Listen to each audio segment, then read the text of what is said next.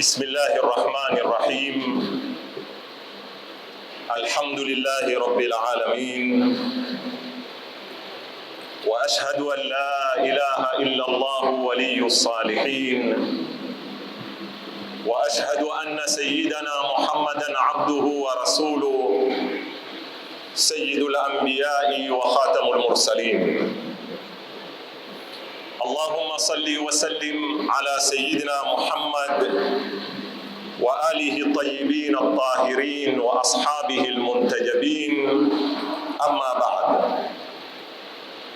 فأوصيكم ونفسي بتقوى الله أيها الناس، فإن الله مع الذين اتقوا والذين هم محسنون. يقول الله سبحانه وتعالى: ويدعو الإنسان بالشر دعاءه بالخير وكان الإنسان عجولا. صدق الله العلي العظيم. Ndugu zangu Waislamu, katika aya hii iliyoko katika suratul Isra, aya ya 11, Mwenyezi Mungu Subhanahu wa Ta'ala atuzungumzia sifa moja katika sifa za kimaumbile ya mwanadamu, nayo ni sifa ya haraka. Mwanadamu kwa jinsi alivyoumbwa, ndani ya maumbile yake anamiliki sifa kadha wa kadha. Sifa moja ni sifa ya kupenda haraka, na kila kitu kiwe leo kwa kesho, au asubuhi kwa mchana, au usiku kwa asubuhi. Sifa hii husababishwa na moja katika mambo mawili. Jambo la kwanza ni kwamba mwanadamu katika maisha yake ya dunia, katika kuamiliana kwake na zitu, zombo anazozitegemea sana ni zombo za hisia kuliko akili au zombo zingine alizonazo ambazo Mwenyezi Mungu amemtaka azitumie katika miamala yake. Na ndio wataalamu watuambia mwanadamu uko karibu zaidi kuamini anachokiona, uko karibu zaidi kuamini anachokisikia, uko karibu zaidi kuamini anachokidara, na kadhalika katika hisia zingine tano.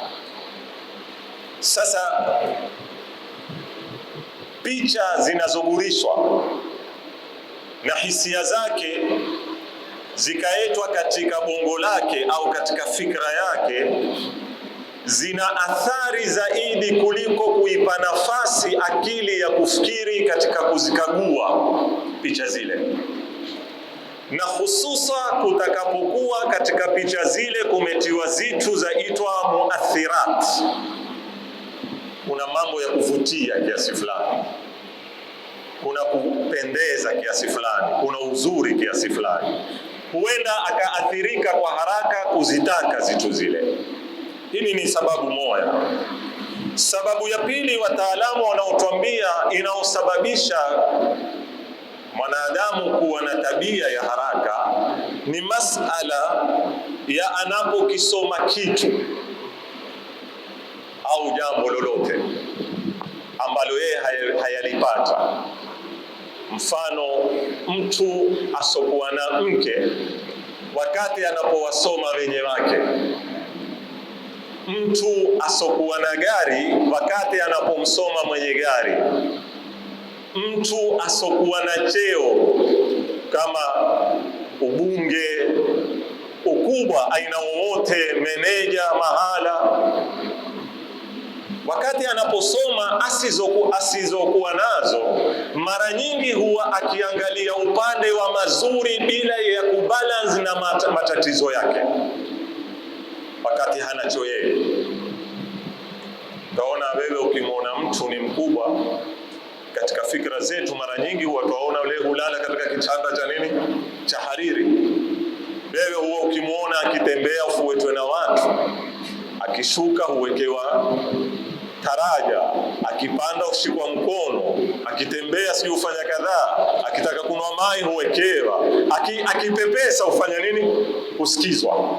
Sasa wewe ukiyaona mambo kama yale ambayo yote ndiyo mazuri ya kuwa nafasi kama ile, huwa ukipata mani pale mahala kwa haraka sana, bila ya kupiga hisabu kwamba ana makero gani yule, ana shida gani, hulala saa ngapi, hupata nafasi ya kulala, ana nafasi hata ya kuketi faragha na mkewe, ana nafasi hata ya kupanga mambo yake. Leo kuna baadhi ya viongozi ulimwenguni hata famili zao hawaziui. Wewe waona mtu kufuatwa na watu na security, kama ukamwona rais sasa yao magari 20 yamfuete, ile wewe iona ni raha, lakini ukweli wa mambo ni maudhiko yale. Wewe ingia chooni mpaka jamaa simama mlangoni, shekhe ukuisabia kuna nini? Baingia chumbani na mkeo, watu wamekizunguka nini chumba, hupati kufanya yako, kwa sababu katika raha moya ya mwanadamu ni ile wanaoitwa maisha yake ya kibinafsi, ambayo hataki yajulikane na mtu, hata mano, hata mzazi wako. Kuna mambo ni ya khasa, wataka uyafanye peke yako. Haya yote wakati mtu akifika kwenye uongozi hana tena, hana hayatun khasa, maisha yake yote hubadilika ikawa maisha ya watu. Kama mimi nazungumza viongozi wa kihakika, sizungumzi viongozi wa kupaka na mate. Ala kulli hal. Kwa hivyo mara nyingi kupitia sababu hizi huenda mwanadamu akaanguka kwenye sifa ya haraka, na ni sifa ambayo ina matatizo sana duniani. Hata ukisoma tarikhi za mitumi katika Qur'an, kwa wafuasi wao na wapinzani wao, katika kitu kilikuwa kikiwasumbua sana mitumi ni tabia ya haraka. Lini? Mbona bado? Mpaka wale wakaenda wakamwambia mitumi wao, mata nasrullah, lini tutapata ushindi? Wewe umetuambia Mungu atawanusuru watu wake, Mungu atawanusuru Waislamu, Mungu atawanusuru wale waliojitolea katika njia yake. Mbona bado? Kwa sababu watu wataka mambo ya haraka haraka, na mitume wakapata tatizo. Wapinzani wao pia maadui, bali kimwambia wewe umetuahidi adhabu, mbona yateremka hiyo adhabu? Mbona Mwenyezi Mungu hateremshi? Na sisi Waswahili tuna misemo yetu mingine ambayo yataka iangaliwe kiasi fulani, ambayo yajenga hii tamaduni ya tabia ambazo sio tabia zinazotakikana. Utakuta kuna mfano kwambia kheri kichache cha leo kama kingi cha kesho. Ni mfano huko, watu kwambia kheri kichache cha leo kama kingi cha kesho. Yani maana kheri matokeo ya haraka yawe kidogo, lakini kuliko matokeo makubwa ambayo yatatukua muda, kwa sababu tunataka mambo ya yeo kila siku. Na hili ndio matatizo ambayo Qur'ani yayazungumza.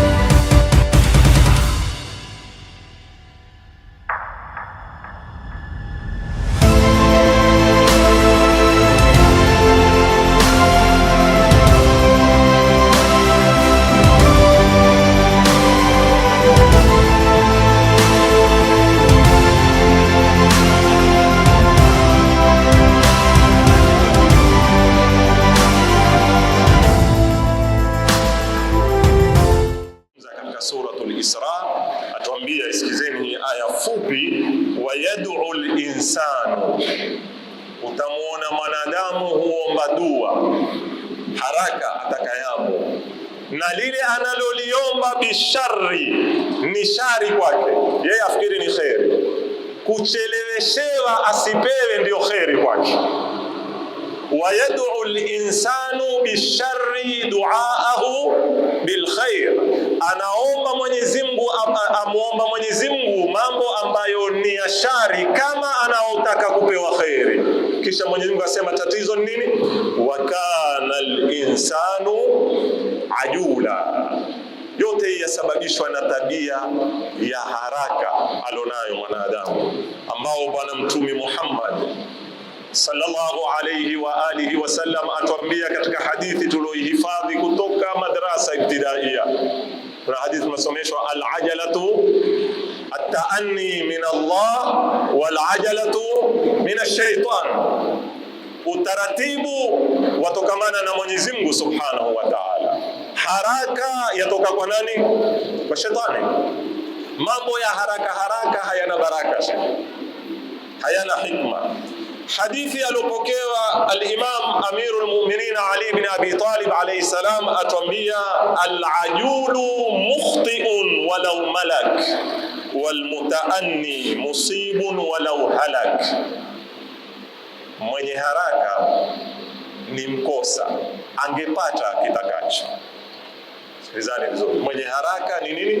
Ni mkosa. Imam Ali asema angepata akitakacho, na aliona utaratibu amepata, angakosa akitakacho, kwa sababu masala hayako kwenye ulichokipata, masala yako kwenye jinsi ya ulivyopata.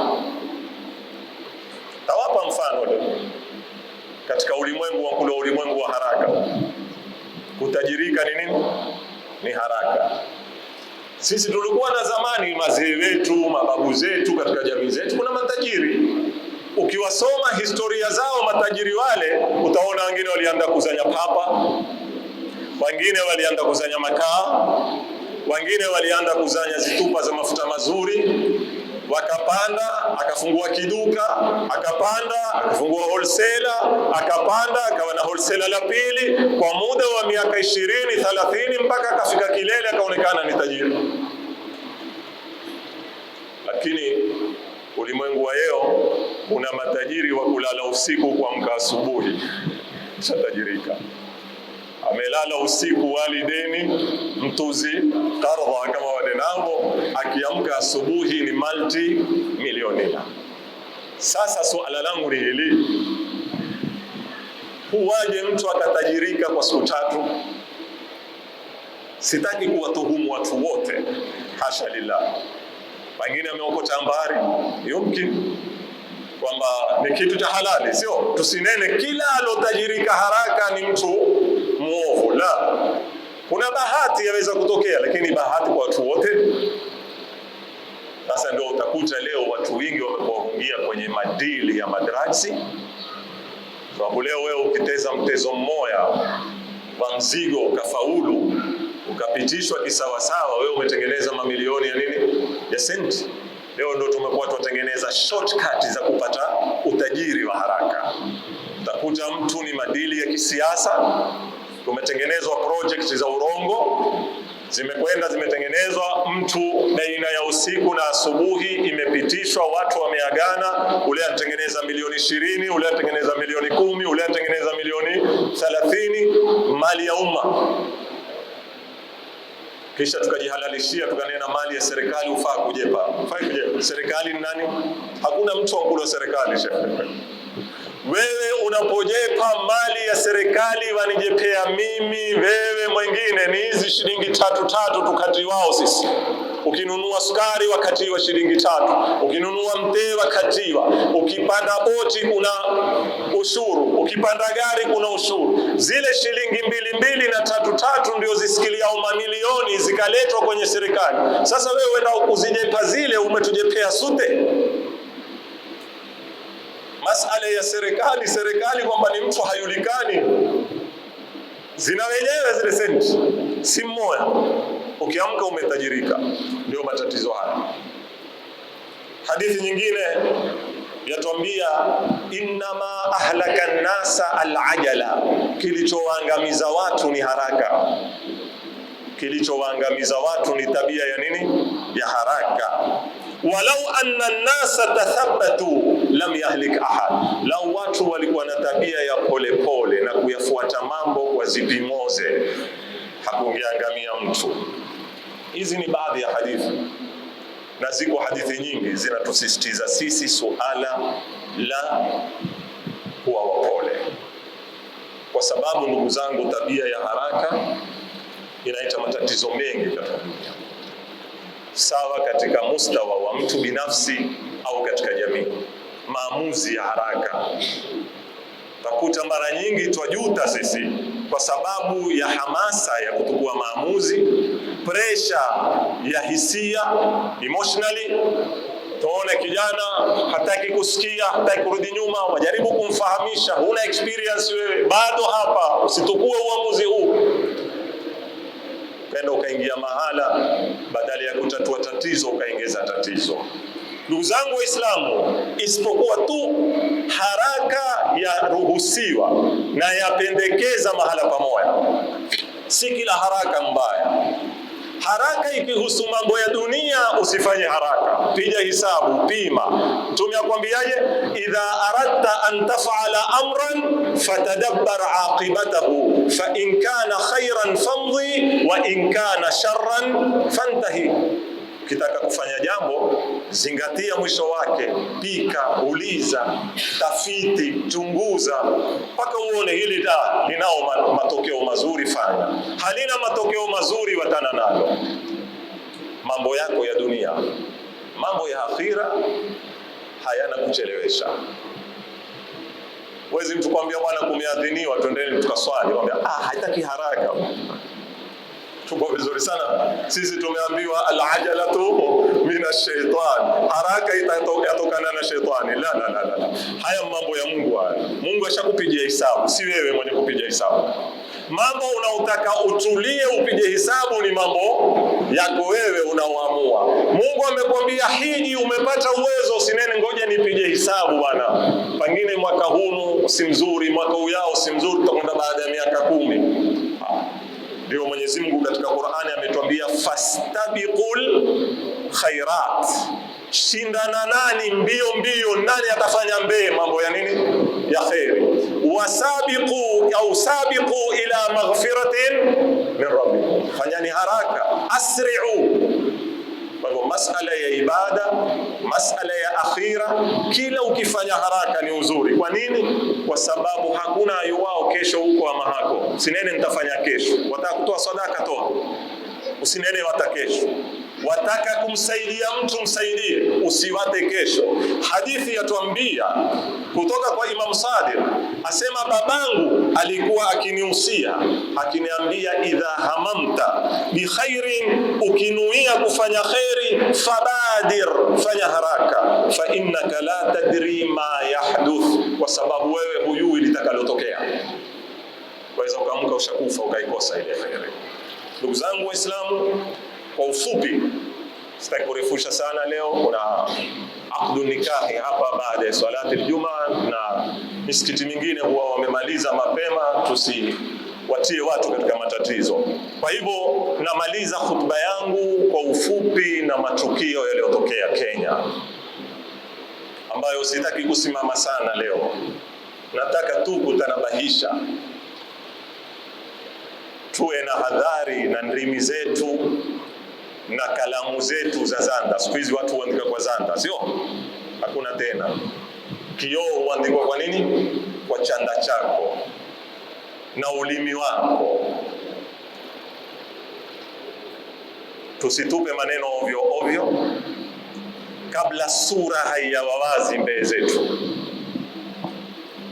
kwa sababu matukio yakitokea kama haya ni matukio makubwa, yaweza kuwa na mikono mingi, yaweza kuwa na sababu nyingi, yaweza kuwa yatangazwavyo sivyo yalivyo na kadhalika. Kwa hivyo twaweza kwenda kujiingiza kwenye matatizo ambayo hayapo. Pili, hisia za kidini na za kikabila.